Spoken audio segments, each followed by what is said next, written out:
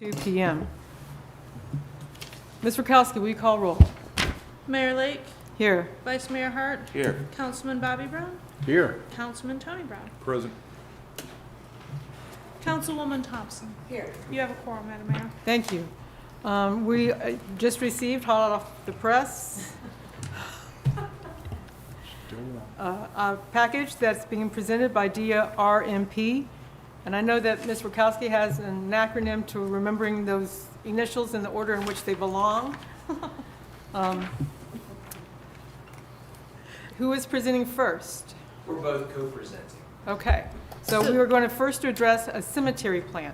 Yes. Okay, Madam Mayor, if I may, real quick, that this is a workshop, so there's going to be really no decisions or votes. This is just for informational purposes and conversations, and then we'll bring everything back to the next council meeting. thank you. Good afternoon, Council. So actually, we're here today to discuss several projects, and I did want to start with kind of a highlight reel of what we've been assisting the city with, kind of from a monthly standpoint, just to get that in front of you for your situational awareness. So obviously, today we're going to discuss the Memorial Garden Cemetery, the Lawrence Boulevard streetscaping project, as well as the interest of council and a little bit of vetting and or soliciting some feedback regarding a parks planning project. And then it was also put on your agenda to discuss stormwater and drainage improvements within the city. But I think the primary focus today is an update. It's a project update in order for you to be informed on what's going on kind of in the background with the RMP and Manley Design performing these tasks for you. So we'll start with Memorial Garden Cemetery. And this is kind of the starting point that we received. And so we are building upon this conceptual idea and working into increased site civil planning, as well as some site enhancements, as well as a large portion of the project is a beautification and a reimaging and landscaping. Slide.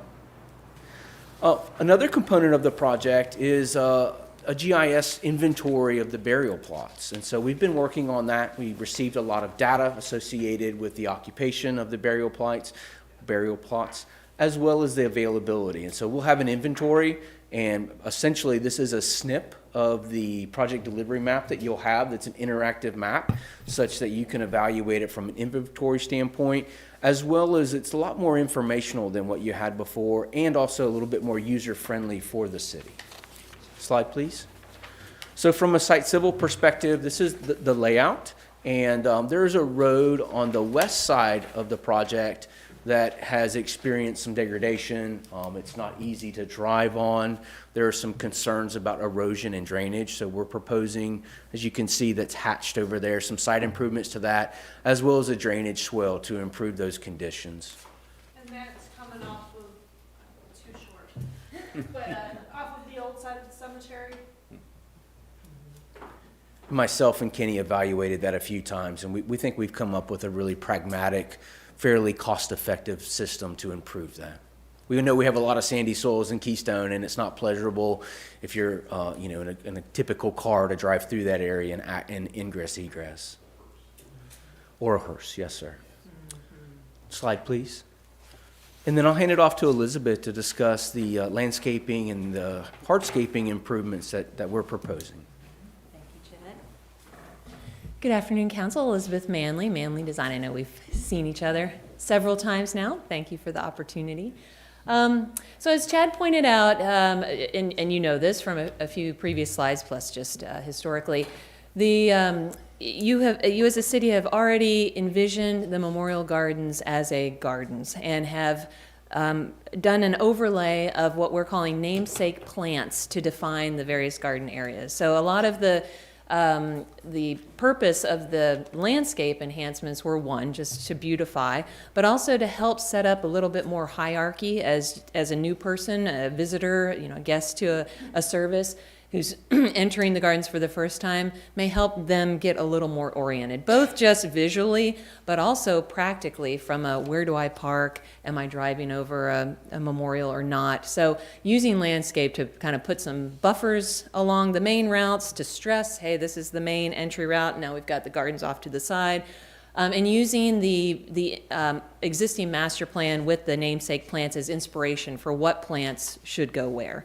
A number of those plants all of those plants are great choices for this location. Some are more sensitive than others in terms of freeze tolerance, and some get taller than others. And so what we have done as a general approach is used some very good Florida-friendly, tough plants. Many of them, actually all of them, are ones that we've already presented to you for Lawrence Boulevard. So using this background, if you will, framing planting around punches of those namesake plants. So if some may freeze on a particularly hard winter, it's not a huge bed of them. It's a clustered area. But we're still calling to those plants to identify the various areas of the memorial gardens. So what you're looking at is a colorized version of a very technical plan. So it's not super exciting to look at, but in terms of the color, that's going to help guide us in terms of what the various plantings are. And I believe in a few, we'll leave it here for now, but I believe in a few more slides we'll see some of those plant examples. Again, ones that you've seen before for Lawrence Boulevard. So at this point with this slide, we have, actually, Christine, could you go to the next slide? Let's see if that's, yes. So this slide, let's start here. This is the entry. So we're coming off, so north is down to the bottom of the page. You're coming in. Can you hear me all right if I'm not? Okay. So you're coming in off of 100. You're coming in, and that's where that's where the main entrance is, obviously, but it's also where you then approach that main entry circle event space. And we know that that space is used a lot, especially for in the wintertime during Veteran Day memorial events that are held annually. And so really trying to also look to that framework planting for things that are blooming around that time, that November, December, January time. So as we come in, we're really bumping up the plantings around that initial space, plantings around the gathering space, and then plantings around the perimeter. So coming in, currently there's a line of crepe myrtles, flag, and wonderful memorial pavers in a little garden space at the front. Our proposal is to frame those paver areas a little bit more with planting. Let's make those really feel like a special area. Right now it feels great, but just kind of goes into turf out into the drive areas. So let's frame that a little bit with planting and frame the edge of those brick pavers. Right now they're just set in subgrade, which is okay, but because we've got such sandy soils, the edges are getting a little wiggly. Let's put some edging on them and really make it framed nicely. But also leave it flexible enough that if more memorial bricks are desired, you've got room to expand that. So it's a successful area now. This is just suggesting to frame it and make it look a little bit more, call the eye to it a little bit more. So then we're coming in and we're going to that central space. Let's talk about that in a moment.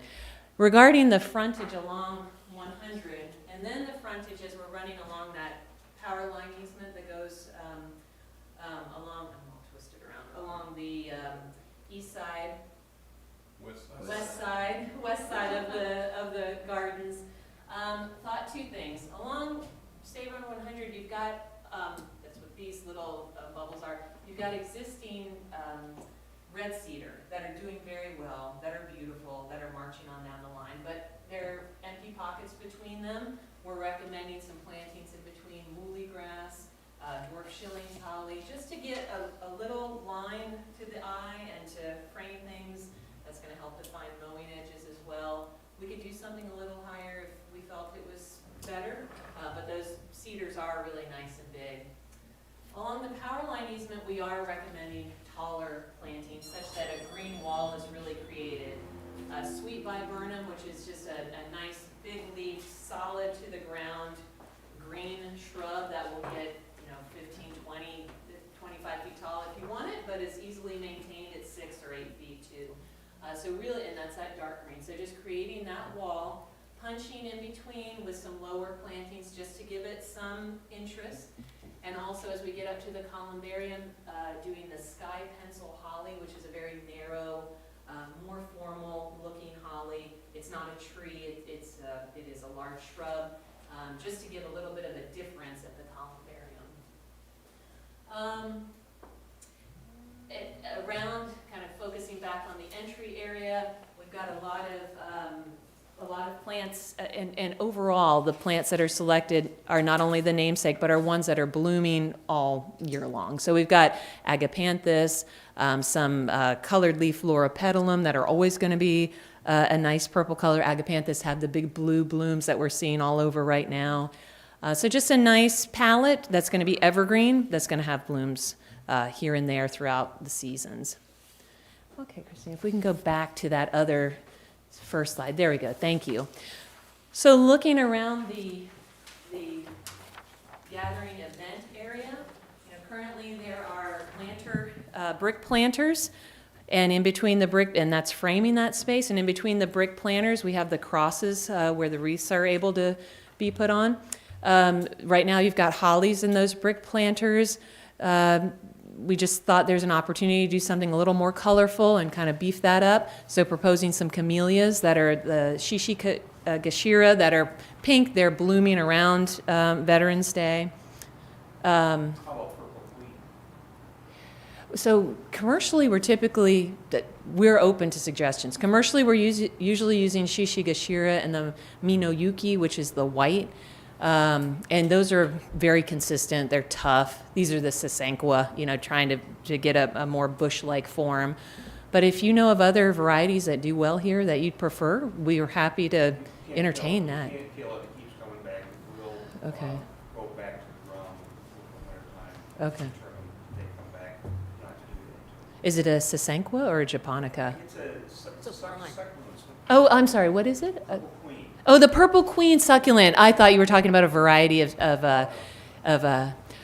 yeah, the purple queen is nice. And the one great thing that we have here, which I forgot to mention, is that beautiful overlay of the live oaks, which will benefit plants like that in that they're going to protect from freezing. So, in terms of our region here and cold tolerance, you have some plants that can't take the cold for a certain temperature, and they die. And then you've got other plants that just don't like freezes, and so they'll get burned, but they'll always come back. And so that's one of those. Philodendron's another one of those. You've got a nice oak canopy, oak leaf hydrangea works well. Yes. And Yes. it looks good in the winter. It drops its leaves, but then it's got real interesting bark colors. Right. If you Right. want And to kind of stick the with the higher. Plus, you got the white flowers in Yes. spring. Yes. We were showing, in that same kind of vein, we're showing a number of gerbing azaleas. So those are just our typical nice big southern azaleas with the white flower. So and those are evergreen. If we could add some oak leaf hydrangea, we could, replace some of those with oak leaf. They're very similar. Oak leaf gets a little bit bigger, but the oak leaf loses its leaves, the azalea doesn't. But they're all those, plus the camellia, plus the other stuff we're proposing, all has this nice temperate North Florida, South Georgia type of look and feel that's very appropriate to the existing character of the gardens. So then driving in, and you can see we're really focusing plantings on that main entry spine, and we're locating them at the end of the runs of plots, punctuating in key areas, those namesake plants surrounded by, a little bit more consistent planting throughout the way. Also recommended in these planting areas along the edges are sections of split rail fence, and we're showing those in plans. They're just hard to see because it's very technical now. And that's mimicking the split rail fence along the perimeter, and that's helping the eye to just give us some sort of vertical feature to really channel you down that main entry drive. You've got the cell tower in the back. We had thought originally about planting along that edge, but there's a lot of existing vegetation now, so you'd have to take out existing vegetation to put back vegetation. It's kind of all part of that back edge feel where it feels very natural and naturalistic.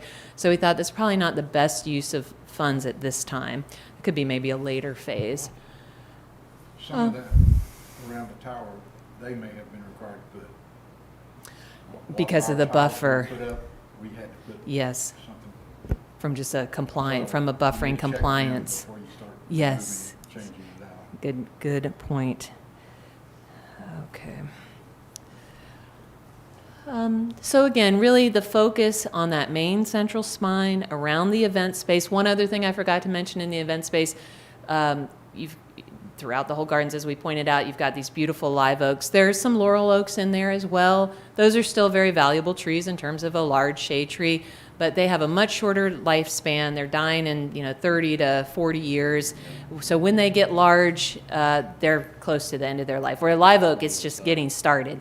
There's one laurel oak in the middle of this circle that's very large, that's right in front of the podium. Like if I was at that podium, it's right here. It blocks like a third of your view zone if you were trying to give a presentation. So we're recommending removal of that one laurel oak, but everything else works around the existing trees. How old is it? What's your guess? 30, 40 years old. I mean, it's Probably at the end of its 28, life- end of its life 36. anyway. Right. I mean, there's nothing screaming poor health at the moment, but the problem with laurel oaks, as you know, is they rot from the inside out. So you can have a perfectly great looking one that then falls over. I'm not saying this one is any kind of hazard tree. I'm just saying it's in the middle of this great event space. It's kind of blocking a lot of the use of that area. It's a laurel oak. You've got a lot of other better trees around it. Taking it out is also going to help the surrounding trees with their canopy. So just for consideration, not essential, but would just help that space. Lex, have I forgotten anything to point out? Okay. All right. So any questions about the memorial? Actually, let's go one more sheet and let's see if there's anything else. No. So again, this is kind of jumping back to the technical document. When we first started working on this project, as Chad pointed out, there's a component of mapping, a component of just wayfinding, and then this landscape component. And we were trending kind of more in this master planning direction. And then we realized it's really helpful to go into the details on this one. So where this project stands now is this is a complete landscape plan, improvement plan. It shows the location of the split rail fence. It also shows the location of the signs that are the marker signs that are have already been purchased for the most part, and we were recommending those be located in those landscape beds. Their other ends, they can also be located at the other ends. So you're good to move forward with this project should funding, be allocated toward it. It is a complete technical document. Regarding irrigation, you already have irrigation on site. We did not prepare irrigation plans, but that's something that we can certainly help you with, or the contractor can do, or the city can do as part of the improvement. This is also something these plantings are very easily done as a phased approach. You can choose, let's beef up the entry, let's beef up the use areas. Okay, now we're gonna do the utility corridor. So you've got everything you need now to move forward with whatever you can. Do we know the pH level of the soil out there? No, we didn't do any soil tests. Because gardenias, for example, need acid and so on. Right, and with the camellias and the azaleas, they're kind of in that same family. It's either longleaf pine, loblolly pine, or live oak out there, or a few of these laurel oaks. So for that, those are going to trend, and those are demonstrating that it's going to be fine for the type of planting that we're showing. But you do have very sandy soils. So these are all plants that other than the namesake plants, are all plants that we have seen doing well here in our experience with, driving through the city and seeing different areas. But it is good to point out that some of those namesake plants are a little more tropical, like the Ixora, for example. It's a great plant, but it gets pretty cold here, and it doesn't like the cold. Gardenias tend to be real fussy. Right. Need a So. lot of attention. Right, so we're proposing these key patches of, if this doesn't work for these namesake plants, maybe you represent that in a different way. Go ahead, Mr. Brown. I have a question about your rose garden. That's high maintenance for roses, right? The roses we're proposing, if we can go back, this is in the, actually to the That's the one I'm looking at other, right there.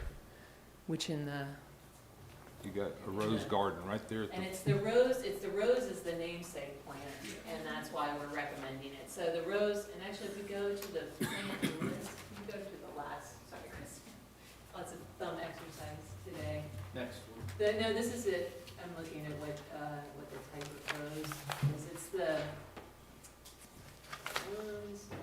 yeah, it's the knockout So there are many different types of roses. There's like the English garden rose, those are very high maintenance. The knockout rose and the drift roses, those are the ones that you see commercially all around. So the knockout rose is the dark pink. It is a bush form rose. The drift rose is more of a ground cover type rose. And so this is and it's got both of them have a nematode resistant rootstock, which is why we can use them commercially, where, the English garden roses don't, and you just are constantly treating them for all kinds of pests. So these they are a rose. They do take a little bit more care than, they're going to be in the same care zone as the camellia and the azaleas. They'll need more trimming than those two, but they are a commercially tough variety that we're recommending. Okay. So, meaning it's realistic for this application. This includes the old part of the cemetery. No, this is only the newer part. This is, right, this is, that utility line road goes between them. I didn't know. I'm sorry. No, it's okay. It'll still feel, both of the memorial gardens will still feel similar because that edge we're not beefing up a lot, but we are showing that perimeter planting. So that may be a consideration too. Does that perimeter planting go all the way to 100, or does it stop kind of where we're coming down the hill in the location where we're doing some of the drive improvements so that you still have views to the old cemetery? Because we don't want to block, I don't think you want to block them off. You want No, I them don't to think we still want to feel. exclude it. Right. So that may be something we consider, is maybe we're pulling that planting back a little bit. Or maybe it's just the low planting instead of this taller shrub that we were Maybe it proposing. should be just around the columbarium. Right Maybe near it's the kind of columbarium, down the kind of hill. frame the columbarium. Yeah, so right now, actually, Christine, if we can go back to the one, actually back to the other, yeah, this is a good example. So here's the historic gardens. So here's the columbarium. So maybe we're stopping like here and doing more of the muhly, and muhly is just going to stay, 36 to 42 inches tall. It's pretty in the fall. Yes, Yeah, and it's it nice. creates a nice edge, so it would frame like, hey, here's the edge, but not block the view. So maybe from here south, instead of the taller dark green hedges, it's a lower planting along that whole edge. What about purple fountain grass? That would work too, that's a little more cold sensitive than the muhly and the. Yeah, you gotta take it back to the ground, Right, but it so- comes right back. Yep. So it would work, it's just, we were trying to stick with stuff that That'd be requires fun. less, but that's a great choice too. I did want to add something else to it. So a lot of the focus was kind of driven by my attendance at some of these events and watching the people and watching the dynamics as far as how people enter the cemetery. And then there's some wayfinding issues out there because it is not intuitive to know what to do once you turn in, especially if you've never been to that place before.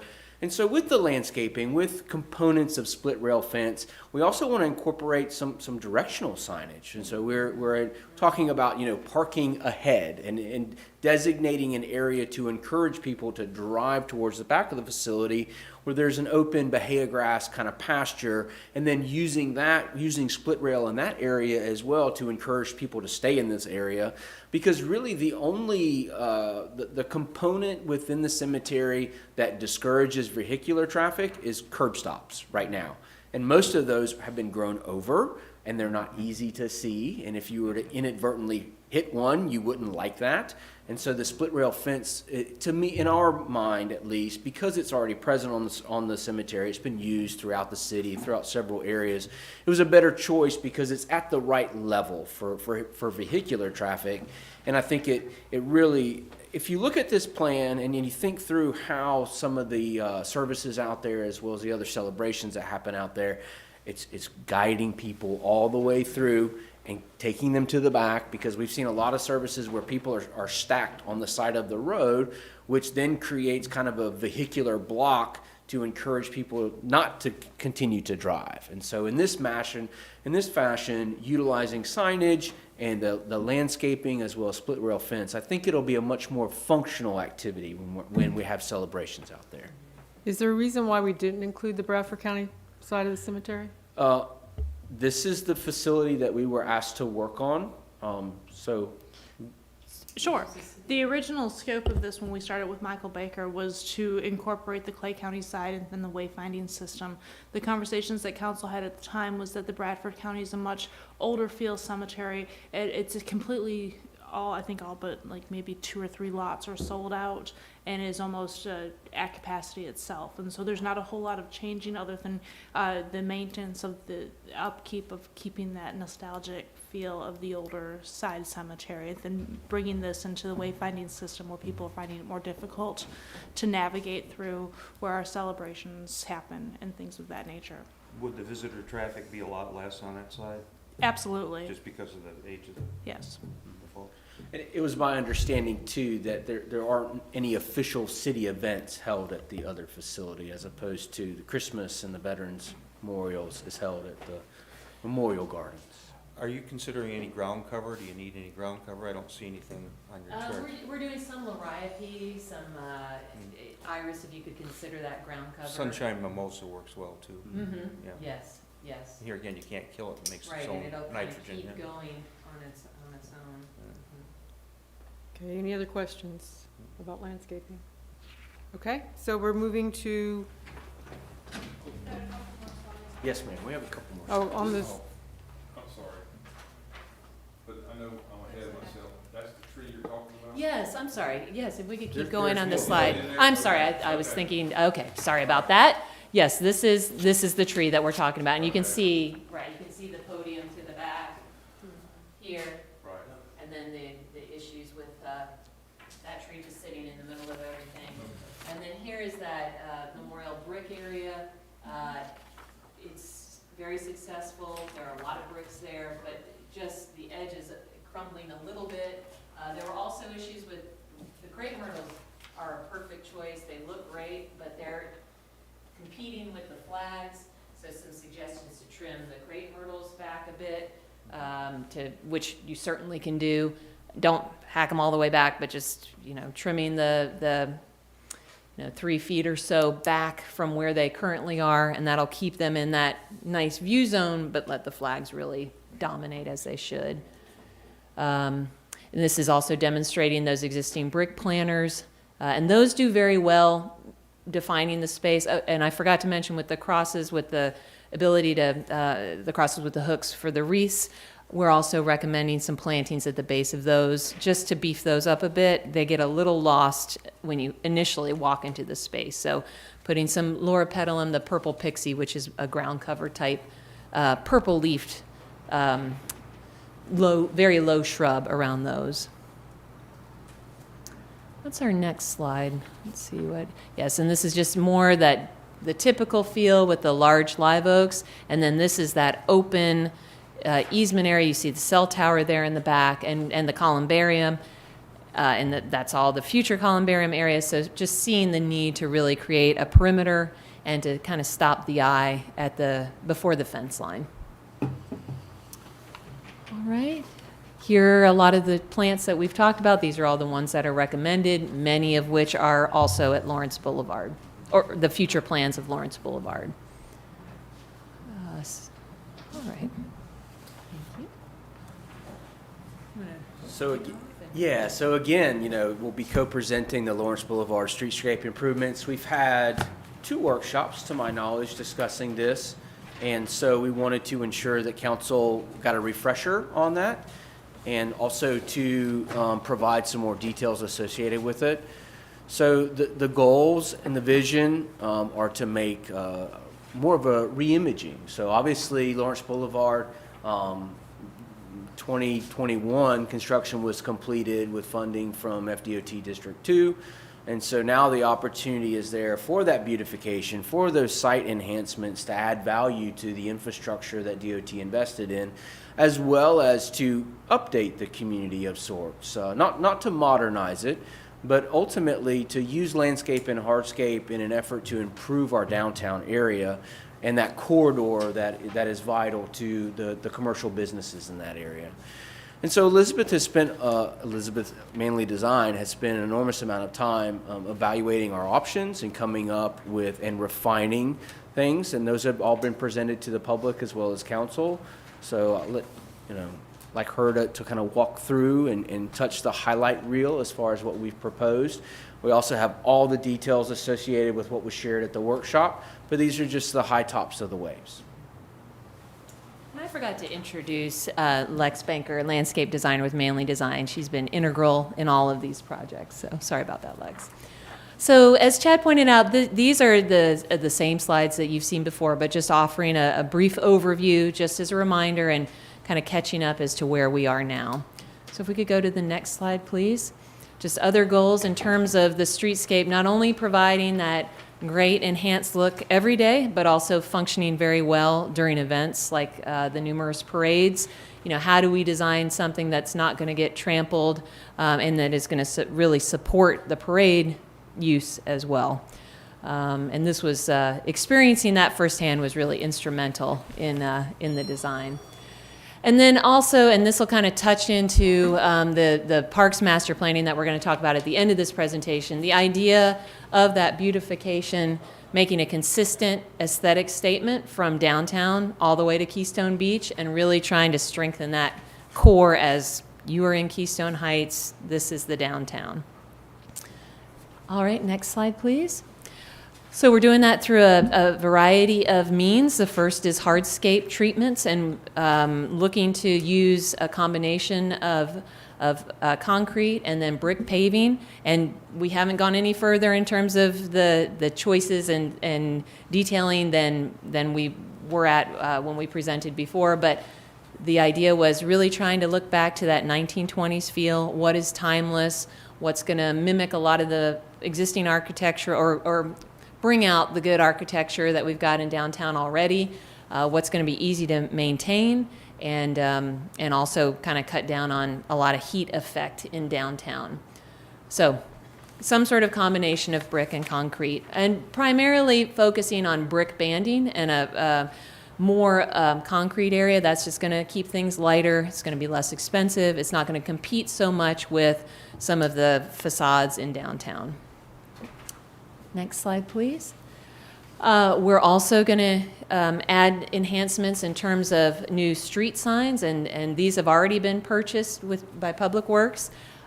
These look fantastic. They have a little decorative component at the bottom. We're framing the stop sign. We've got a really nice looking pole. So that's going to really catch the eye. It's going to tie into that same type of 1920s timeless classic feel.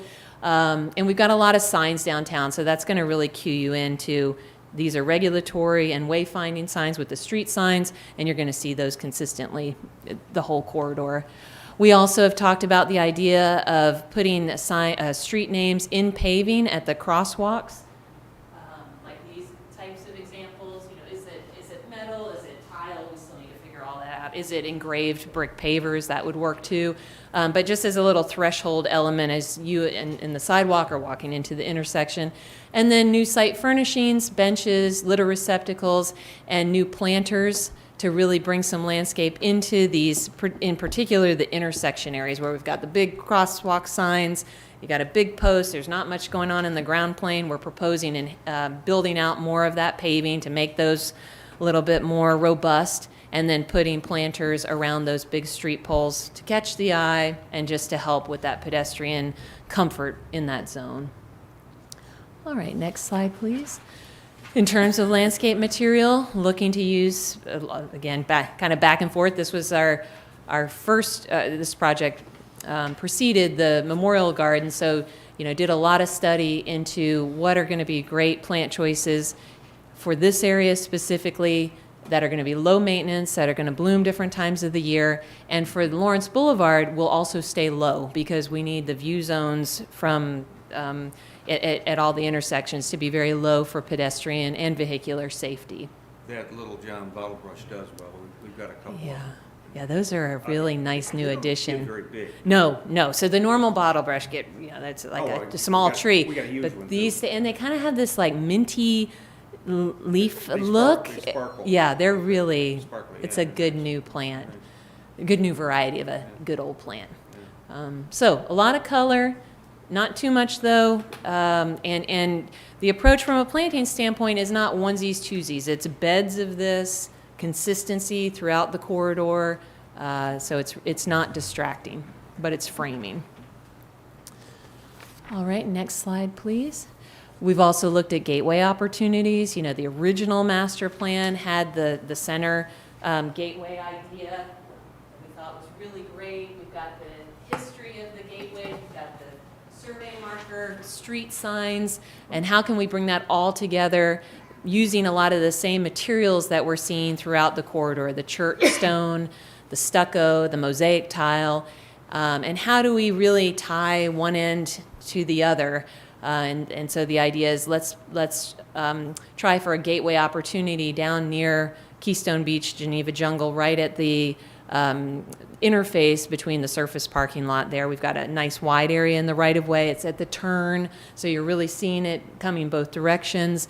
And let's not only do a nice vertical feature, but perhaps a little seat wall and really make it a nice little gathering spot to catch the eye and also just to give a little pedestrian break point at this terminus of that corridor. Okay, next slide. So here are just some typical plans. Again, no changes from what you've seen before, but to just jog the memory. The idea is we're moving from from where we are here toward State Road 100, looking to use all of those same materials, but maybe in different ways, going from a little lighter treatment to a little heavier treatment as we get into the core of downtown. So here at City Hall, looking to add some enhanced paving out front. In this case, brick, primarily brick, that's what the red is, with frames of the concrete band, doing some more planters, adding some bike racks, things like that to really just make this whole entry experience in front of City Hall. Here's the front door of City Hall. You know, making that whole experience a little more pronounced. Adding landscape, the dark green is additional landscaping, so really using that to help frame and, you know, draw these park spaces a little more out to the road. Next slide, please. Now we're just making our way, you know, further into downtown. We've got a couple of blocks that we're offering this same treatment of, you've got your existing, and obviously this is the dark gray is the roadway, you've got your existing sidewalk now.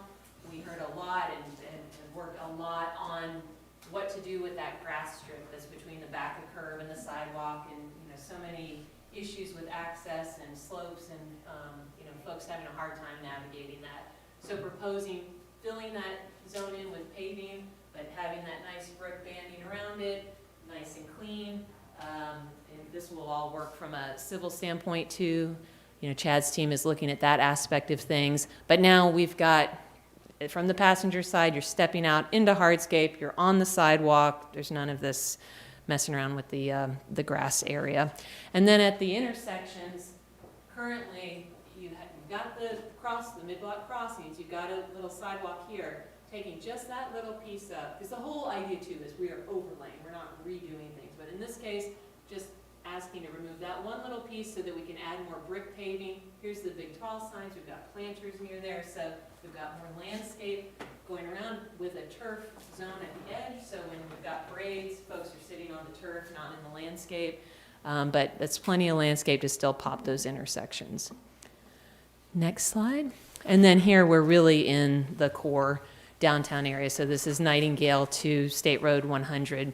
And in this zone, just offering a little bit more what we call field treatment. So we've got the brick bands going around, and then maybe it's a different color brick inside to really punch out the ends of this corridor. We've got some space on both sides of the road where the buildings, where there's an open lot.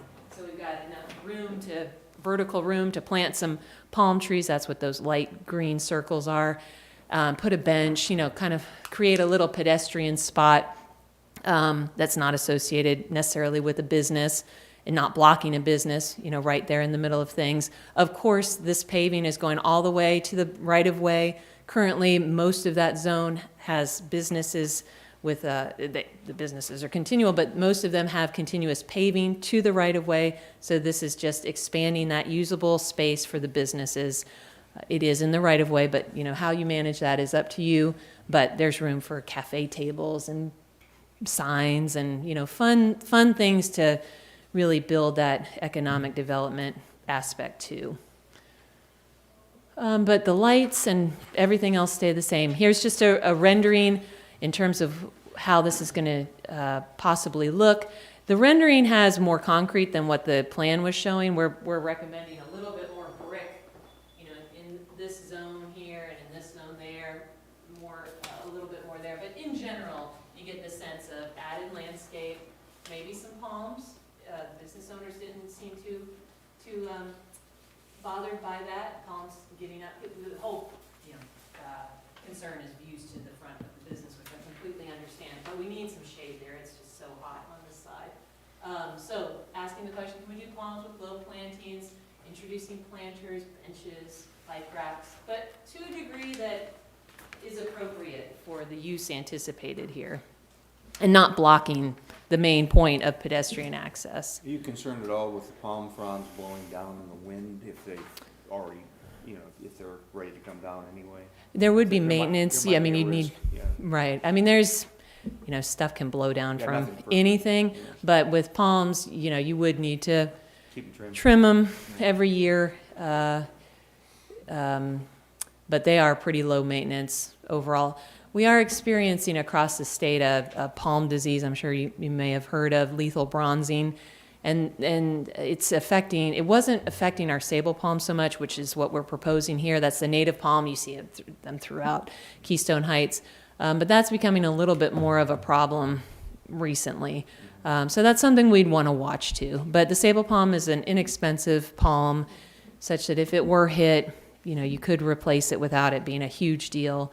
And it's going to be the best tree for that location in terms of getting the canopy up immediately, not blocking views of businesses. Do they have a taproot? No, it's a very fibrous root. It's a grass, it's a monocot, so it's just this big grass-like root system, So it's not just gonna lots interfere of with sidewalk fibers. No, so you don't have the bulging of pavement. You don't have as many concerns with utility intrusion. That was another thing we were considering because there are tons of utilities in this area. I think that may be our last slide. Let's see if there's one more slide. Yes, so we can go back for a moment. Any other points about? No, I don't think so. Oh, the most important point. So where are we right now? So we have been talking, although it is admittedly very initial discussions with DOT. So there have been discussions with DOT throughout the whole life of this project, even before our time. And we're in District 2 here. District 2 is fantastic to work with.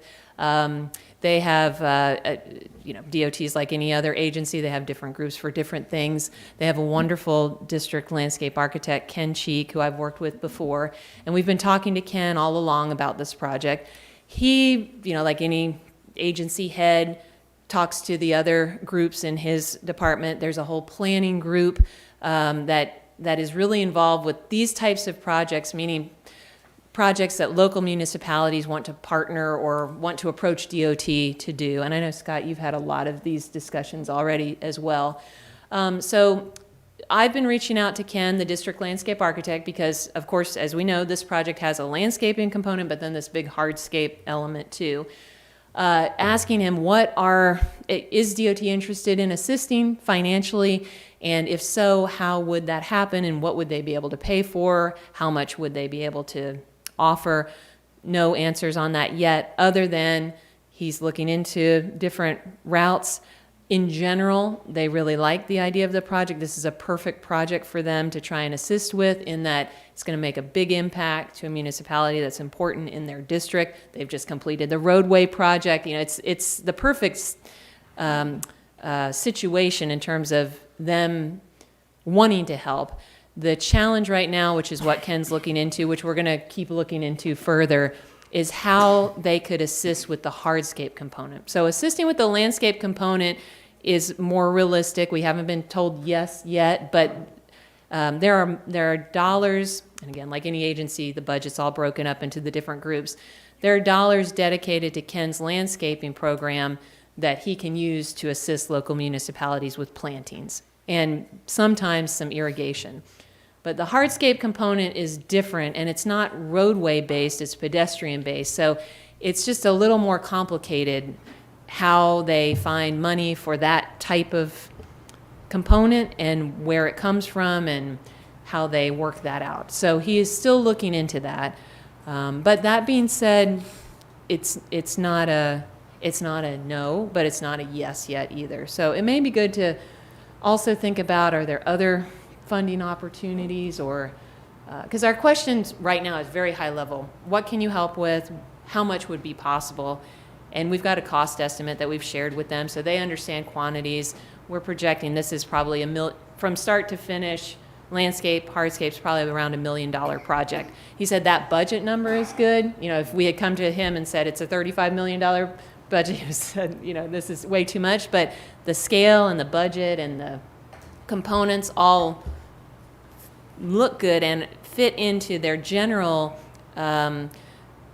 approach of trying to help local municipalities. It's just how and who can help with that component.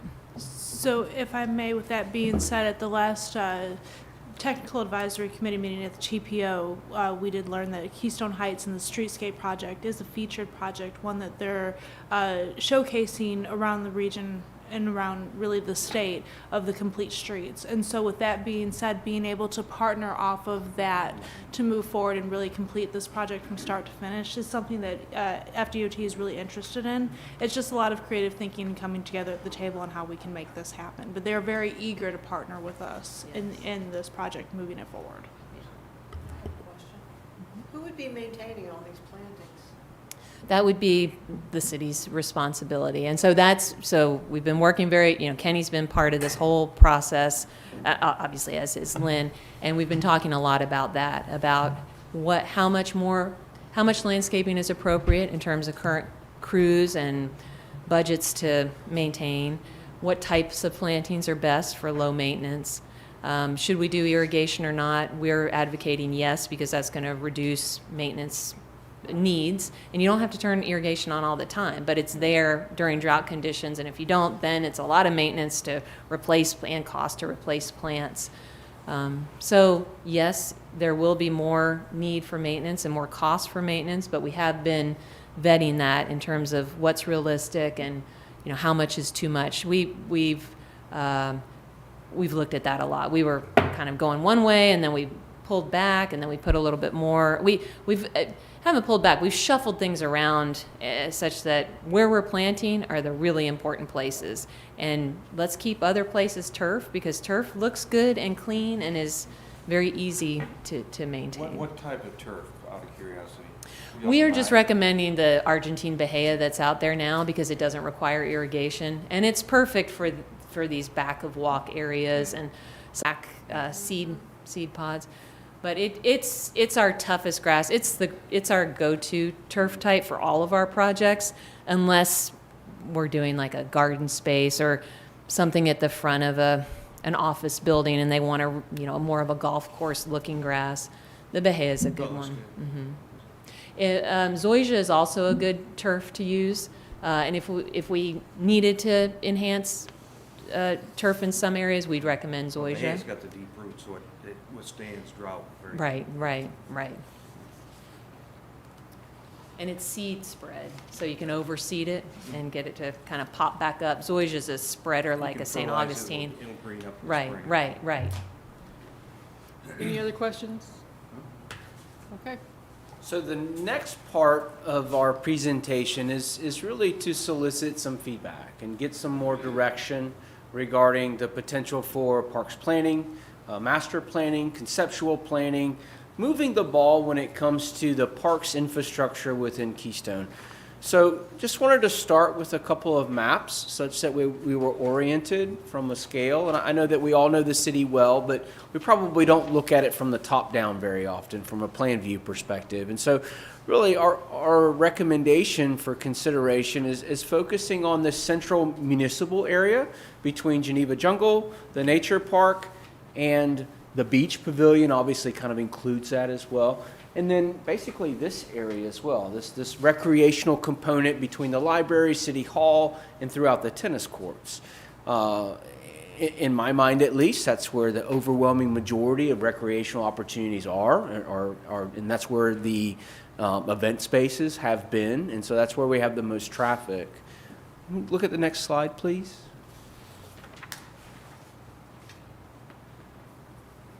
Okay, so these are just some images which we're all aware of those two different components. I'm going to get to one other slide, and then Elizabeth will discuss the master planning as well as your opportunities. Okay, well, we'll get there when it goes in. So, Elizabeth and Manly Design and DRMP have worked on several parks projects, from Gainesville to City of Alachua, City of Tavares. And so we have a good working knowledge as far as what your vision might be, but we really want to talk about, what the goals are. And obviously, you'll want to speak to the residents and speak to constituents and get a better vision for that. But we've heard a lot of different discussions about how the investment should be made, where it should be made, and our goal is just to assist you with that and look at it from a programmatic perspective, as well as to ensure that what is invested in, that you get a rate of return. So, what does the community want? And so, at this point, I'd like Elizabeth to talk about what a planning process is from a parks perspective, and then let us just work through the slides, and then we really want to have a better discussion for what the high points are, and then what some considerations should be. And then also whether or not you want us to develop a proposal for your consideration to move forward with a planning perspective. Let me share one of the benefits of having a plan is that it's much easier to solicit grant funding. Without a plan, it is extremely challenging for someone want to participate with you and from a funding perspective. But when you have a plan, you can share your vision. You've already invested in, we have a plan in place. It's conceptual, it's cohesive. It works with the community, and there's a vision board there. And so also it gets people excited about the process. And it's much easier to get grant funding when there's a level of excitement in the room, as opposed to, we're preliminary looking at making some investments in our recreational facilities. That really doesn't get the ball going when it comes to discussions with grant funding opportunities. So I think Elizabeth will talk about planning perspective, and then we'd just be happy to discuss afterwards. And it's not just grant funding, it's fundraising in general. I mean, you've got probably a lot of potential donors here. You've got other funding sources. It's just defining the vision in a plan so that you can come up with your plan for implementation. We have a corporate, Go ahead. We have a corporate vehicle already set up for that long range. Friends of Keystone Heights, it's a corporation. Citizen operated, it's not a city agency. Yeah. See, it's perfect, right. Yeah. Looking for public-private partnerships, Yeah. all of that. For fundraising. Right, exactly. But it's that pretty picture and the plan and the associated order of magnitude cost estimate and being able to parcel things off and also prioritize. That really is the benefit of a planning exercise. So Christina, let's go to the next slide and let's just see so these are just all photos of these three existing sites. Let's go one more and then I'll talk more. Okay, can we back up to the aerial with the yellow outlines? Thank you, perfect. So why do a master plan, or why come up with a vision for the parks? It's exactly what we just talked about in terms of fundraising. It's also generally trying to solve an issue. Is there something that is not working well, and or are things working just fine but aren't maximized? Are there other in-between spots that really could be used in a better manner? So that asking those questions really helps you to define what areas would be best for planning and what are we really trying to do here, other than just enhance a park. So in terms of my just initial observations, I should say our initial observations, because we're all looking at it through different perspectives. I've seen a lot of use of these 3 sites. Again, the kind of Geneva Jungle, kind of north of the beach area. You know, we're here in City Hall. North of, this is Lawrence, this is Lakeview. This whole north area, kind of like the, you know, the picnic area, the playground, the whole entry experience of the park, the parking lot. So in my mind, that's kind of the region that we're talking about here. Then we've got this municipal park. We've got City Hall, we've got the tennis courts, the playground's just been relocated, we've got the library. And then we have Natural Park across the street with the gazebo, the historic marker, the gardens. 3 distinct park areas, but my experience has been that they're used very much together. And it's sort of like 3 different areas in my mind of the same park. And I'm seeing them as distinct parks. You know, the Geneva Jungle, very much the entry experience for the whole waterfront Keystone Beach experience. Municipal Park, very much supporting City Hall, supporting the library, just some fun, you know, open recreation spaces. Natural Park, really a nice introduction to the typical nature experience of Keystone, but you're right downtown. Plus the gardens are nice. Plus the whole historic element over that park is really exciting to get to know more about. But I'm also noticing when there's an event like the parade, people are parking at Natural Park. They're parking at Geneva Jungle. You have food trucks right here. It's the City Hall parking lot. I haven't experienced it, but I would guess with summer camps and things like that coming out of the library, you've got a lot of overflow. So they function really well as an overall group in that you've got support uses that they can each supply to the other one. If you were having a big Earth Day event, for example, and I'm just making stuff up at this point, but big Earth Day event at the Natural Park, you'd use the parking at Geneva Jungle, you'd use the parking here at City Hall. So from an overall, how do we make the best and how do we get the best and highest use out of your public lands in these park spaces, it would be good to look at all 3 as part of one planning exercise. And that planning exercise can be we can do many different things, but typically what it is asking leadership, you all, and city leadership, city leadership and staff leadership, I should say, what is it that you see as opportunities that are unmet currently, recreationally or programmatically, that we could do at these park sites? What are some issues that you've been seeing at these park sites, and how can we fix those? What have you been hearing from constituents in terms of things that are needed? We'd come up with an initial plan. We'd vet that internally together first, then hold a number of public workshops. Those could be targeted to particular stakeholder groups, kind of like with Lawrence Boulevard, how we had the Heritage Commission, and then we had an open, public meeting. It could just be public meetings, an open house where anybody could come. But then you're getting a lot of input from residents and from neighbors and from particular stakeholders about, I love this use, but this could be better, and we really need blank here in Keystone, and this would be a great place for it.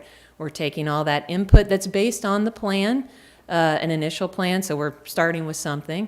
And, this is not an open pasture. You've already got uses here, so it's building on what things aren't going to move, and then how can we really maximize the interstitial spaces between. So getting all that input, refining it, and then you have a graphic plan. So if we can go to the last slide, Christina, please. What does this plan look like?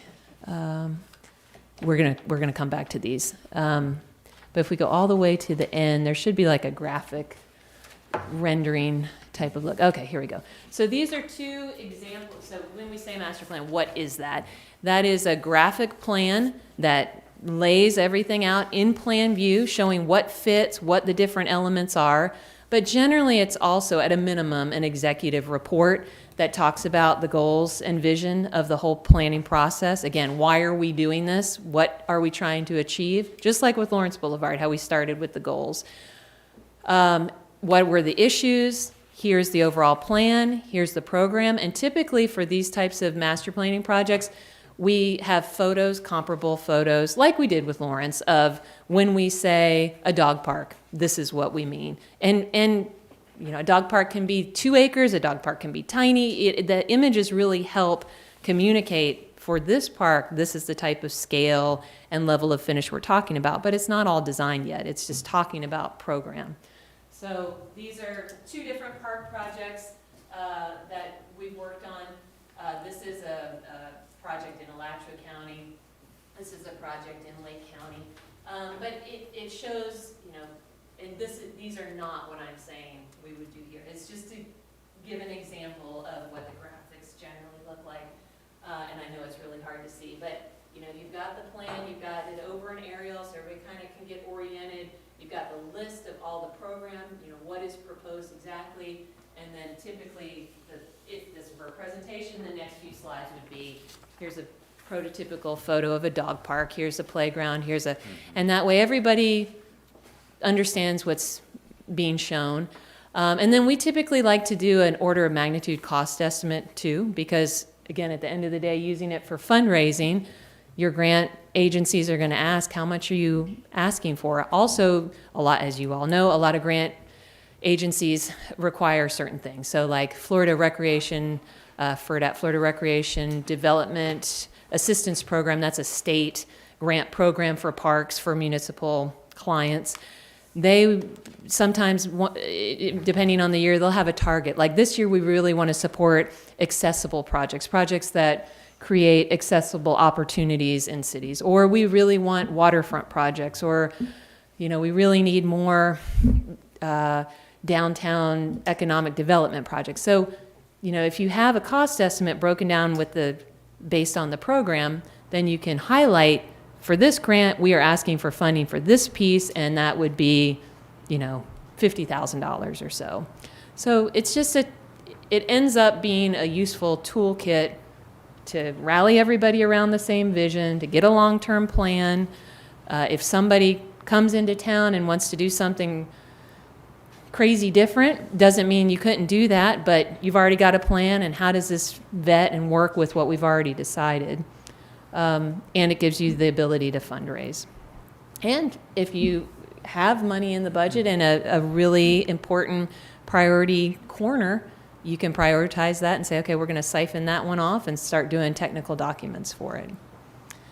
So the other reason for suggesting the 3 sites as one master planning exercise is from a services and fee standpoint, you know, from us as your consultant. The level of energy and cost to master plan all 3 sites is not that different than if we were to just look at one site, because quite honestly, the effort is the coordination and the meeting time and the producing of the graphics. And for these 3 sites versus one site, it's really not that different. So we just thought more bang for the buck by, if, again, this is all just ideas for consideration, if you were looking at all 3 sites. But it's also, in my mind, they really function very much as one big municipal park hub. Thank you. And then we've also talked to Lynn, Kenny, and the team about other parks, and that's what the other photos were: Sunrise Park, Azalea Park. Could those also have a master plan? That, especially Sunrise Park, you know, how could some of those uses come together a little bit more cohesively? There's a lot of unused space, which isn't bad. You know, flexible open space is really important, but are there other needs that are too big to fit or aren't appropriate in other parks because of size that would fit there because you've got, you know, more land than other areas? So those are things you could think about on down the road too, in terms of other good parks to master plan. Do you want to point out anything else, Chad, or? There might be a couple of other slides that we haven't seen. Yes, thank you. This is one other slide to share. At some point in time, this evaluating parking in the city. And so we did perform this exercise in order to determine where the parking is, the amount of parking spaces, ADA parking lots as well. And so it's very interesting to see, and this dovetails back into the discussion we're having from a parks perspective. But if you look at the city-owned parking available, obviously it's very proximal to City Hall and the recreational areas. And so I just wanted you guys to see this graphic in case you had not. So that is the conclusion of the slide presentation, but my suggestion would be if you have some insight or if you have some expectations or you want to have a discussion about what the park's planning process would be, it would be a good time to do that. And then the last agenda item is stormwater and drainage. So just reminder. Regarding the parks, I have the same idea that you have, that it's really three distinct parts of one entity, but each park would have a separate use, a distinct use, symbiotic type of thing for the beach, swimming, music, behind City Hall, smaller events and the Halloween party and that sort of thing where you need a flat surface. But I can see, and I think there's really a demand in the community for a splash park across from City Hall. And that your target market would be the younger people, and you've already got the gazebo so the parents have a place to sit while the kids recreate. And that sort of thing. It's a nice flat surface, and I would think there'd be enough room there for something like that. So the major use for that would be for younger kids, a kids type thing. Yes, sir, and I think that's been floated around the city for 5 to 7 years, perhaps. It's been Yeah. a discussion point for a long time. So And like through this process, things that come to mind as park planners are, we've done a number of designs for splash pads, so we know the size. So instantly I'm thinking, and you already have thought it through too, in mentioning it's flat, where would it fit there? And just because something fits doesn't necessarily mean it's the right place for it either. How would we balance the energy and excitement of a splash pad with the serenity of the nature side of that park too? And that would really help. And these are all things that we go through in the design process together, is if we put it here, for example, if we put it, close to the road, the pros are we've got water service, it's already kind of noisy there, it's nice and visible, but it's also maybe not as safe as if we put it in the middle of the park. Well, now we're competing with the gazebo, but we've got parking and we've got shade. So that's what this whole planning process would be, is what is the goal overall to maximize public park uses in downtown, for example. Well, I We know would that- come up with this together. And then what is the program that is needed and where is it best located? I know there's a demand for it, because when I was campaigning, and Bobby, I think you backed me up on this, if you came to a house and you saw a tricycle in the front yard, you start talking about water parks, and the Yeah. parents' eyes would light up and say, yeah, we could really use that. So Yeah. I think there is interest out Yeah, there. and they are fantastic Yeah. because they're good for all ages, very from a maintenance and cost standpoint, they're so much easier than a pool. They still have a lot of maintenance costs with the filtration and use, but you don't have lifeguards, you don't have, that whole water. You can recycle the water. You're recycling it. It would fit contextually very well with all the energy from Keystone Beach, even with the playground here and the library. I could see it being very successful. Council did consider a pool a few years ago. There was one council person who was very much in favor of it, Yeah. but when you ran the numbers, it just wouldn't work. Just Yeah. wouldn't work.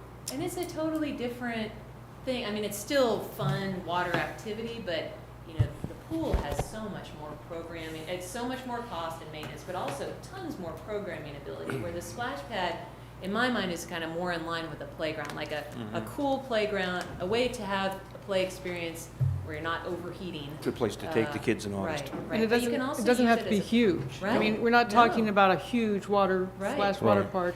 And that's what master planning would do too. Yes. What is the appropriate size? Is it a 20-foot diameter? Is it a 60-foot diameter? How many people are we trying to serve? Is this really serving this zone, or is it serving the city overall? What are the cost differences? Because of course, with anything, costs are exponential. So what is the price point that we're looking at?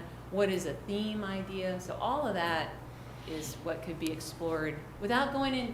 It's not creating construction documents, but it's just, what's the big picture? And it's really, to me, a lot of that is just about priorities. Do we want, and just using the splash pad example, do we want a huge splash pad, but then we couldn't do and I'm just making this up, but then we couldn't do a playground or a gazebo, and it would cost this much, but it would serve everybody we'd want to serve, and it could be a plaza that would be for events and other times? Or do we want to do a smaller one that's a component of the playground that, wouldn't it serve See, as that's many what- kids? So it's all this kind of That stuff. makes more sense to me is, you keep the smaller kids together, where you want them in an area, and you keep the bigger kids together, the kids that can go down to the beach and swim on their own, or be with family down there. This Yeah. probably would be the better place. Right, You don't right, want, you don't want the older kids overrunning the small right, kids. right, it's all If they want to that. help mama with the babies, that's fine. Yeah. But they need to be maybe on the beach and volleyball and stuff like that. Right. Plus But being- then you've got a teenager and you've got a 5-year-old perhaps as a family. So how do you still have them close enough that you can see the teenager and they're fine, they're not getting into trouble. But, you're still holding the hand of the 5-year-olds too. So it's all that, Well, the relationships and priorities. Yeah, it's So- nice. Something else that I've noticed is the crosswalks. Yes, We need probably to have Yes. one that is curved or somewhere Yes. closer to where the splash park and the Right. main swimming area. right. So that you don't have to walk up to. Right, right. Yeah, and that's the challenge if you are, it's the challenge and the benefit. If you're looking at all three of these as kind of one big park use zone, you do have roadways cutting right through it, which is a big no-no in park design. But you've got parking and they're slow-speed roadways, and you've got the curve, and you've already got the precedent set for mid-block crossing, so it's thinking through all that too. Mhm. And Yep. then events versus day-to-day. Yeah, parking on the east and west side of the road, so we wouldn't have, in theory, you wouldn't have to be forced to park on the east side and walk to the west side unless your parking was at capacity. Walk across to City Hall and then down and then the crosswalk, because that curve is so dangerous. You Sure, wouldn't want Right. sure. have a Yeah, we would crosswalk. discourage any kind of mid-block Yeah. crossing there. It would Well, it would be need to be on this side. north of City Hall, yes, sir. Yeah. And looking at as many multifunctional things as possible, so like back to the splash pad. Splash pad's great until October, and then it's too cold. And so how could you design the splash pad so that, and locate it such that then that's a plaza space for, a Christmas event, or you could have a portable podium and that's the kickoff to the Christmas parade, or, using spaces like that and thinking about your food trucks and how successful those are. How can you create a stabilized place for food trucks for events, but then when it's not an event time, it's a, it's a, something else that you can use. It's a Maintenance picnic night. area, or it's a bocce court, or, something like that, you're maximizing your park space. And I do like that the nature park really is a passive park. Kenny, except for mowing the grass, there's really nothing to do there except, mulch the path once in a while and mow the grass, right? That's great. Are there any other ideas that you'd like to Go ahead, Mr. consider? Rowe. A couple of the things that we've looked at in the past years and would be a priority to me, when we had that work day here, I picked up trash around the tennis courts. I used to play tennis a long time ago. I haven't been on that tennis court in quite some time, and I think that ought to be a priority. I know it's very costly. We've been told in the past that we're going to have to tear it all the way down to the soil and start over. But a lot of people are on that tennis court, and when you got ridges and cracks and everything in it, that's something we need to look at. Another thing, several years ago, we looked at that is where the playground is right here, is making it where you can get wheelchairs for kids and have a swing where the kids can hook up their wheelchairs and still swing for the handicapped kids, because we do have several of those here in Keystone.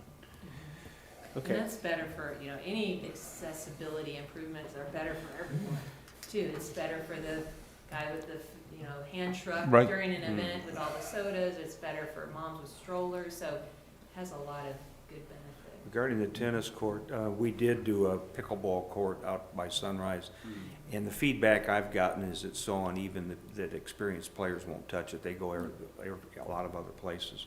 So maybe if you could do a combination of a tennis court pickleball, And you can. yeah.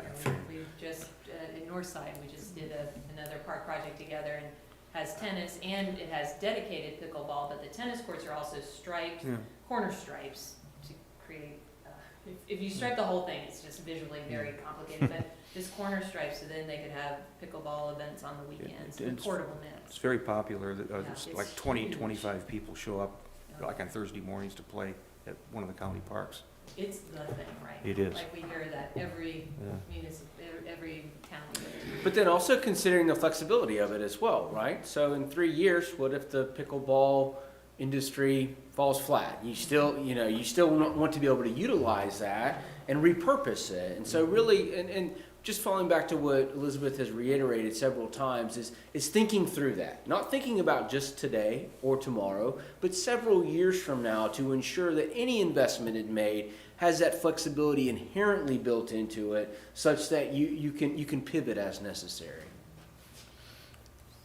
Mr. And Brown? I'm have a sorry. reason why you're doing things. That's really important. That it's just like financial planning. Like, you want to know, where am I headed? How do I get there? And what are my goals? So it's the same thing with design. Mr. Brown? Question with the Geneva Jungle. It's old. Our Public Works have had to, redo some stuff and It's take really away clean some. now, though. Yeah, it's very clean. It looks good. But what is the lifespan on that? Because I do know that we were probably the first city in this area to have that, and then other cities around, like say Augustine, Palaca, some places like that they went and built stuff too, not as big as what this one is, and they've already gotten rid of theirs. Yeah. So, is it something that we need to look at in the future of maybe replacing? I mean, there's a lot of blood, sweat, and tears went in that thing, but we need to, if it's later on down the road going to be more cost effective to do something different there, for the safety. Yes, sir. And we've actually had discussions about this before. I don't know exactly when it's going to end its life, but it is definitely at the end in regards to its ability, basically the infrastructure itself. I've understood, I've never maintained it, but I've understood there are a lot of maintenance activities associated with it. To your earlier point, it's not accessible. It's minimally accessible just to get down to it. So we just actually finished a playground that is very similar in nature. It's actually almost the same story as far as what that playground facility was. And similarly as well, the community built it. And so there was some heartfelt discussion about, this was a community-oriented project and you guys are proposing to remove it. But the rationale and the design principles was it had lived its life. It had met its expectations, and now we're going to improve it to the standpoint where it's accessible to everyone, and you have a multifunctional, area and space. So in regards to your question, I would suggest that council start considering what the next steps are for Geneva Jungle. Let me just throw this out. My daughter, her husband and kids live in southern Wisconsin, and they have a water park. Yes, you wide sent park. those photos. to me. Yeah, I did. But incorporated in that are a number of very low impact kids things. So Yes. I don't know how you describe them, but like little merry-go-rounds and that sort of thing. Independence, not a huge, big structure like So that, individual. if we did the water park and had some of that, we could segue away from the Geneva Jungle, and probably most people would be content with that. Because it's for little kids anyway. The other thing, and Chad's pointed this out, and it's clear, because it's such a landmark piece here, and it was in this other city that we're working with too, and because generations of families have played on it, and because somebody in that family probably helped build it, that would be another important reason to go through a planning exercise to redesign it, because it offers the opportunity for input. So it's not just what's happening over there, there's construction fence, I never knew we were tearing that down, now I'm really mad and I'm gonna, get all my friends and I'm gonna tell you how mad we are. And again, this depends on your goals, but it's explaining the playground as much as we love it, and that's the story of this other playground. We all love it, we all think it's fantastic, it's just starting to crumble structurally and we can't repair it without replacing it.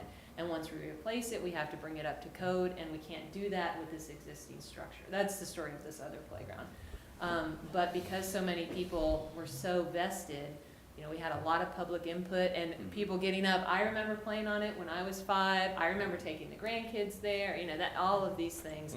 And so it was it was an opportunity for everybody to reminisce and acknowledge how great the playground is, but also to understand the need to move on and how are we gonna move on with something that's, it's not similar, but has components, like in this other playground, we introduced some wood elements, which is not very typical these days, but there are all kinds of great new wood products to try and really keep that character.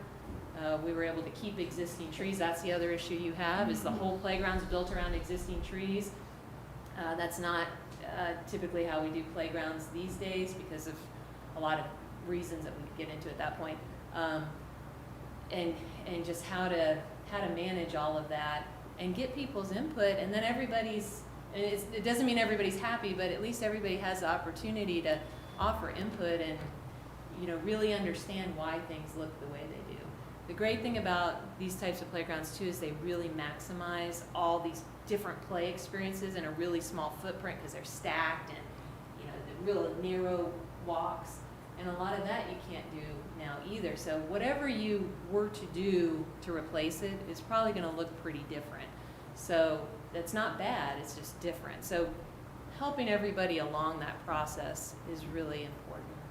I think I've had conversations with Ms. Rakowski in the past about really kind of envisioning, if we were to move on from Project Geneva Jungle, is to look at the beach now more as an entertainment venue, where you would see more moto surf, you would see more of those types of productions, so that we could really draw more people to the events that we host. And then look at this park probably as the play park. You know, we can use the tennis courts, the basketball courts, the playgrounds, a splash park, whatever it is that we're going to do playground-wise, we put it in the back of this, and it could be very concentrated, very focused. Yeah. But I think for me, the beach is really that venue where you say, we can now create an amphitheater, right? You have a brand new stage, you can bring in bigger bands, you can bring in, you know, you can do a little bit more with a lot, you know, small area. And so that's kind of my picture. And what are the needs of those bigger events? You know, that can be all part of this too. Like, you're not designing utilities, but you're thinking through things like that, and access and parking, and yeah. It's kind of more like zoning. You have different zones of effect, and you want to maximize those zones, albeit still integrate them. Yes. Right. And I think we can do that with these 3 properties. Yeah, you have more flexibility certainly with Yeah. the 3. This may be a little off topic, but back to the beach, it's non-accessible for a lot of people. I know we've got a ramp, but it's a pretty steep ramp. I doubt ADA would approve The something cross like that. slopes, yeah. It doesn't- ain't gonna work. Is there such a thing as a tramway, a mechanical tramway, where you can have seats that would actually, you could sit in and older people could go down the tramway by pushing a button? Have you ever done anything like that? I haven't done things like that. We've done like lifts, you know, where you could have an outdoor lift type experience where you're Just a out chain, for maybe a elevator. chain operated something, or I don't know if something like I'm that not even familiar. exists. I'm not to I say mean, that it's not Right, out no, there, but right. I'm not familiar with that. Because accessibility for older people to the beach is a Right. problem. Yeah, it is a long It haul. is. I would say that if you were considering some kind of restoration and/or site improvements to Geneva Jungle, then obviously we could work with the slopes in there in order to provide sufficient ADA access down to the beach. Do sort of a snaky type thing. Some- Right. Yeah, you need Yeah. more length. Excuse me. And you know, we're looking at it like You're it's fine. set. Oops, sorry. Oh, no, you're good. Go ahead. You know, and that's the power of planning too, is just let's dream big, and what ideally, if nothing was here, if we could move anything around, is as great as the surface parking is and as much as it's used. It's also a huge area, you know, would some of that be better used as part of the playground? And I don't know. It's just, these are the kinds of things that we can look at too. So, Madam Mayor, if I may just make a recommendation, and hearing some of the conversations that we've had internally and then around the county, I would propose to council to consider maybe a two-phased approach. One, we've got fantastic assets all around the city, and we need to really take inventory of that.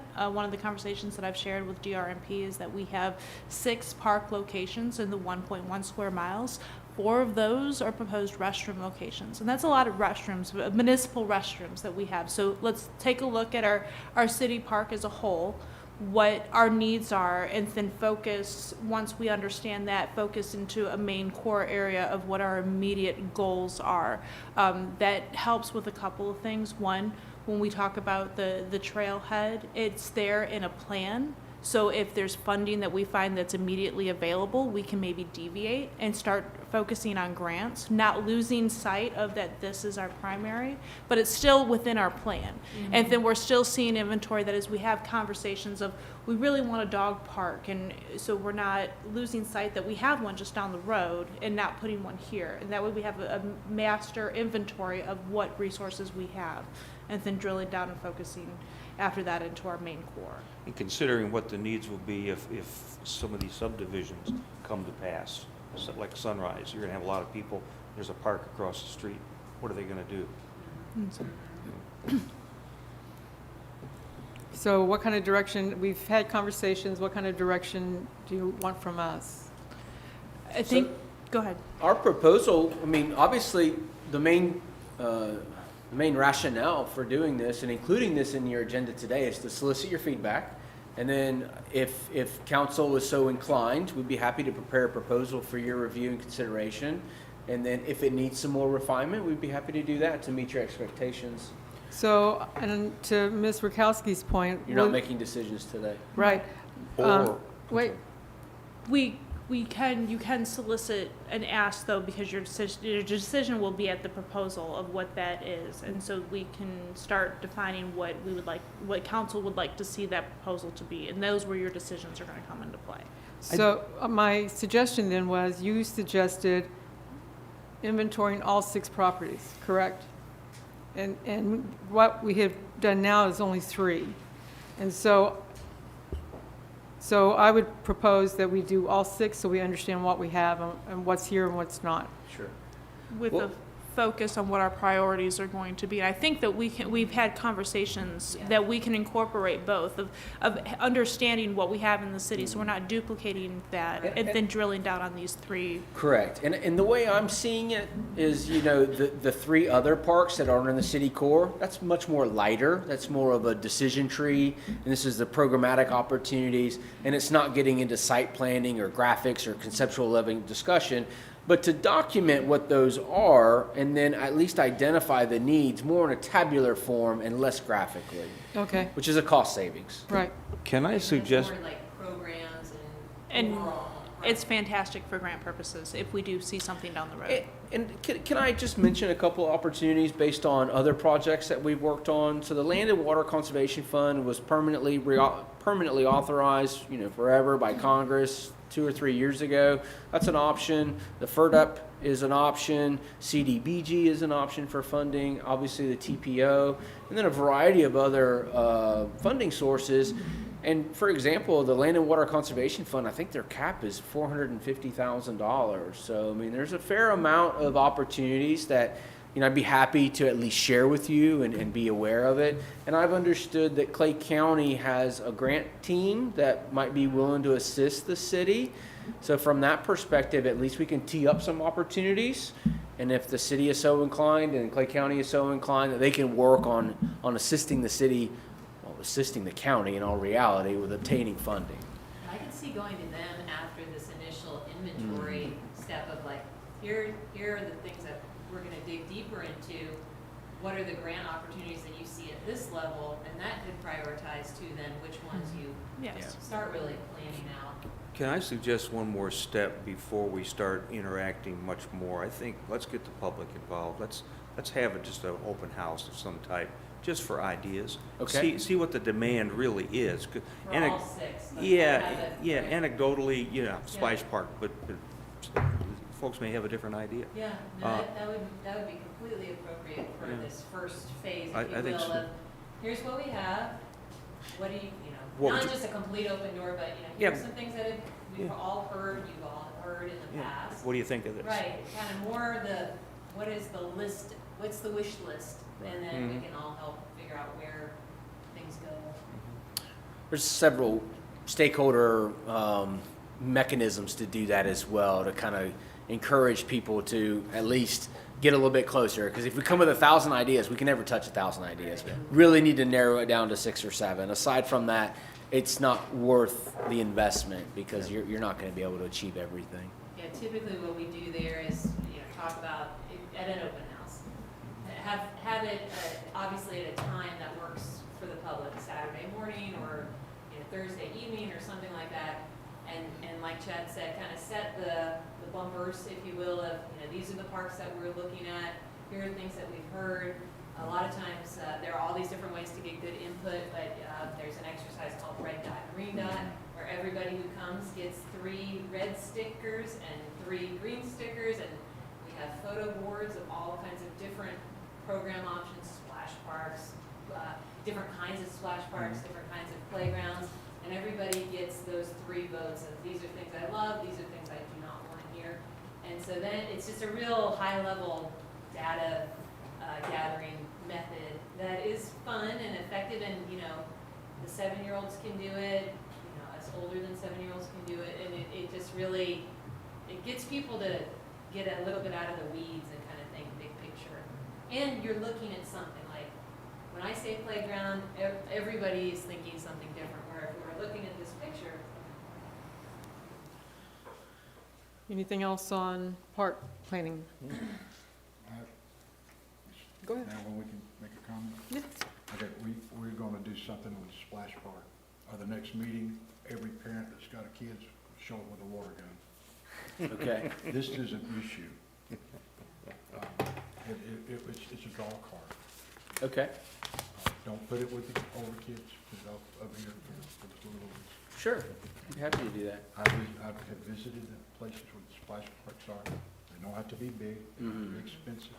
They don't have to have lights and whistles and bells, but just a place for little kids to get wet and jump up and down and laugh, and mom and dad go Sure. to one of our restaurants and buy everybody a meal or something, so. Right, and obviously we'll bring in different sizes of parks for your consideration. And there is in that zone, you're going to get where you maximize it, right? The smallest one, if you spend a little bit more, you can actually get a medium one per se, because the mobilization and the cost of the contractor, the materials cost isn't that much more. So. Okay, now, so I can go home tonight and leave this place. We are going to bring this up, and we're gonna move forward as a splash park is.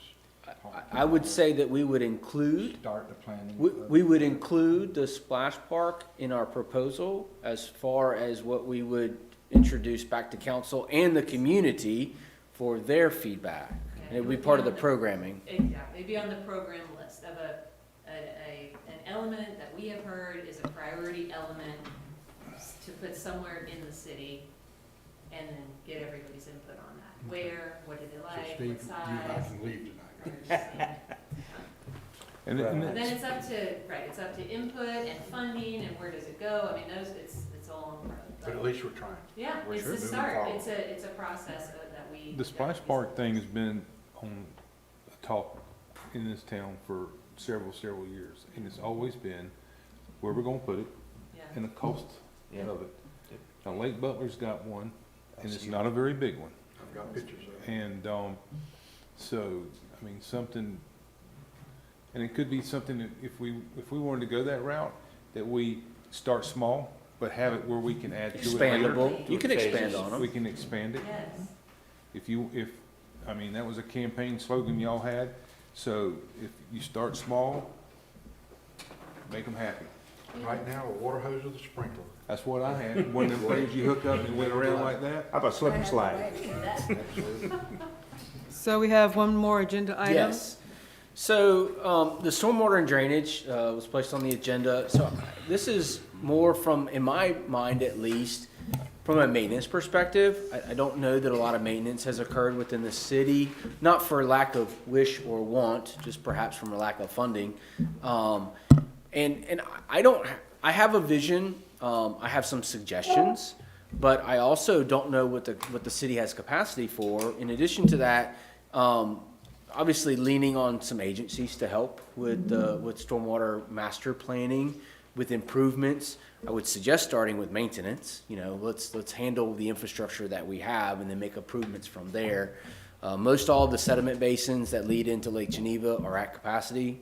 So you really don't have that volume of treatment before it enters Lake Geneva. So a lot of discussion about when the lake levels rise, Brooklyn, Geneva, the whole area. So I have a saying that, you know, the residents in this community are often very concerned about their bathtub being full. That's important to me as well, but I want a clean bathtub to be in too. And so what's different, what's not unique, but what is similar to a lot of other cities that were built out before the 1970s is there's very little treatment in this area, very little stormwater treatment. And so doing a retrofit on that is unlikely. We're not going to, you know, take existing facilities and put them into ponds and create a level of treatment. But there are still technological advances that we can use from a treatment train perspective.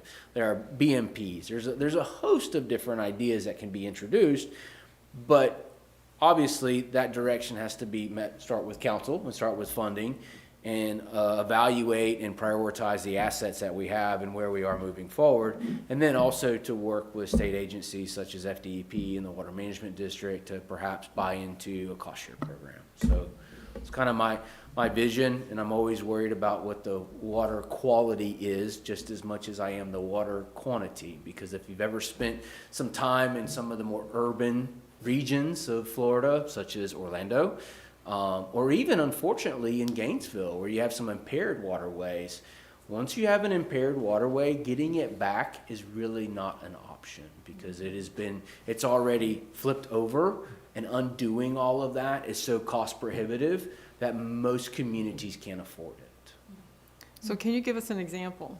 An example of what? Like, well, Kenny knows the worst parts that he has to maintain. Is there a piece of the puzzle over on Nightingale that would be included that would be related to this? You know, there between the creek that goes down into the lake.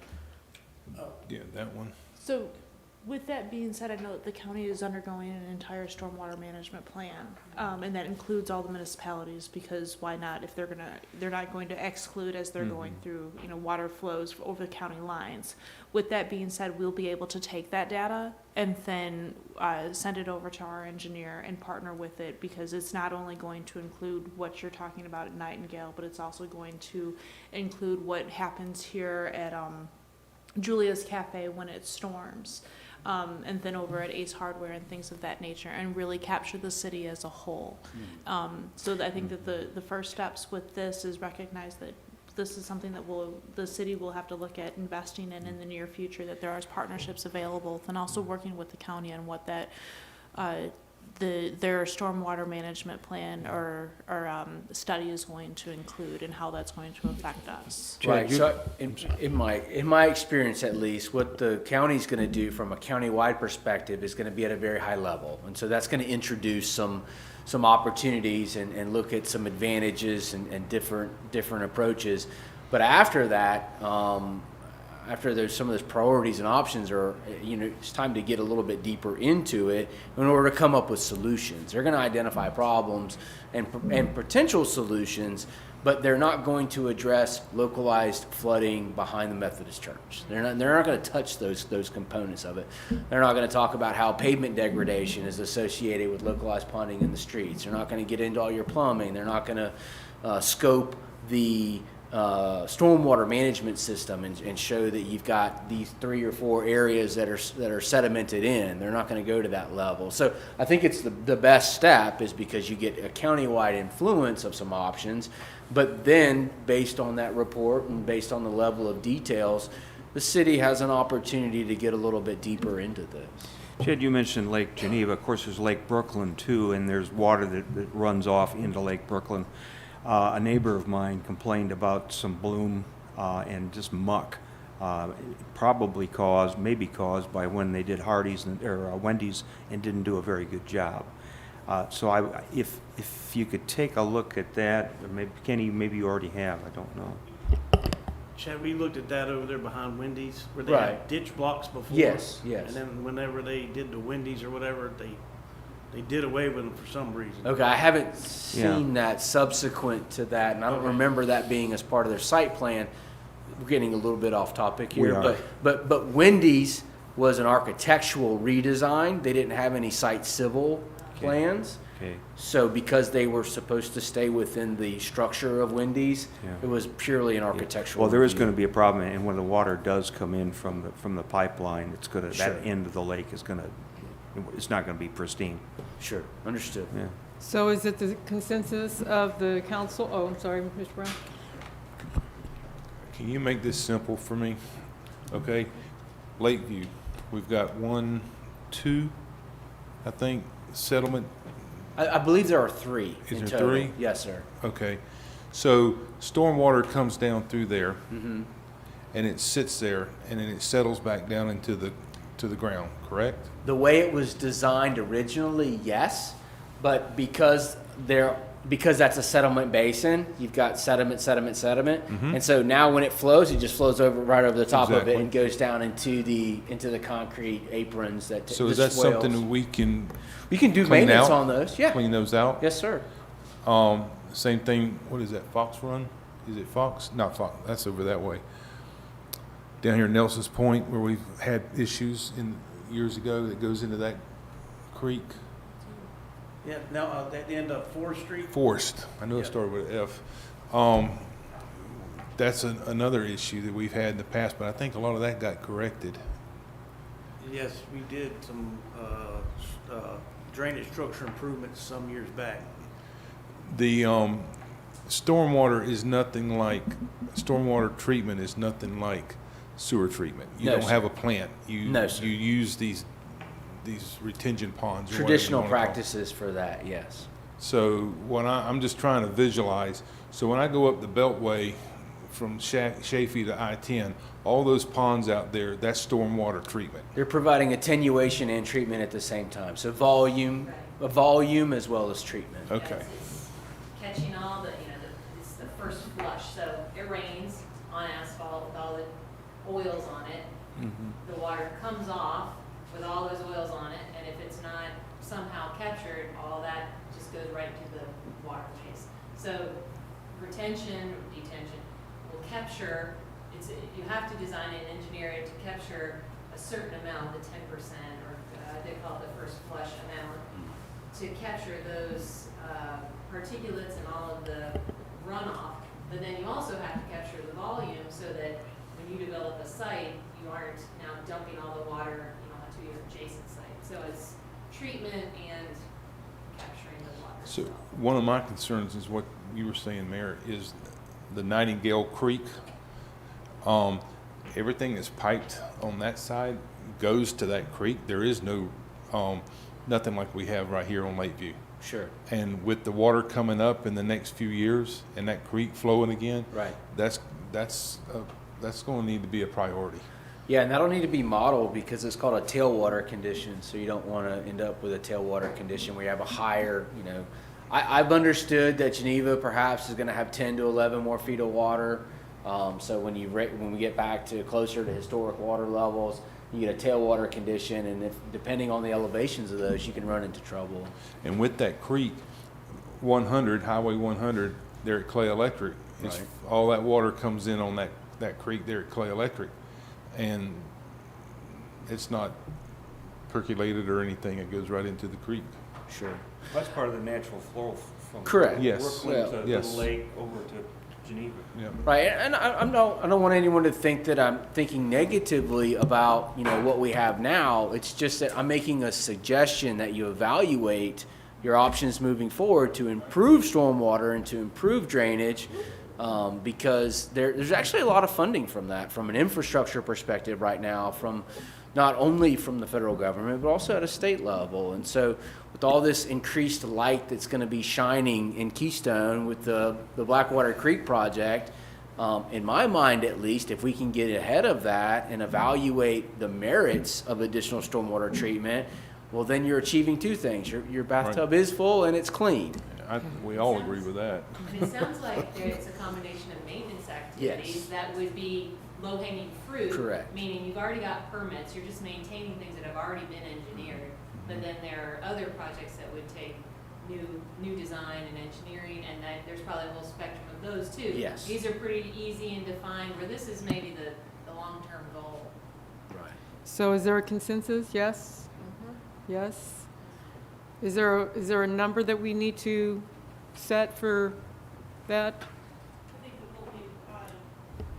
I think that we'll be looking for a scope and fee in that as well. And so Sure. these are all scope and fee based, and then once those are proposed, then we can have detailed conversations on Okay. numbers. Okay. I don't Anything have else? anything else to share with council. Okay. I love the parking lot Thank you. Yes. It looks so clean. These are my And first angled parking, like it's a novel idea, angled parking. Everyone has leaned into it. I haven't seen anyone like going back to the old way. So I think the circulation of flow is nice. I like that there's a stop bar. I like that obviously this was all intentional, but we're guiding folks to make There's better arrows. decisions. Yes. There's arrows. Go this way, please. Yes. So thank you. You lost 3 parking spaces in doing the retrofit of the striping design, but ultimately I think it's been very beneficial to the community. And just don't forget that one of the primary goals of that is pavement preservation. So you just added some value to the duration of the lifespan for your parking lot, probably 5 to 7 years. So you ultimately are investing, and you're not losing money. Right. Okay, anything else for the good of the order? Ms. Rakowski? Mr. Hall?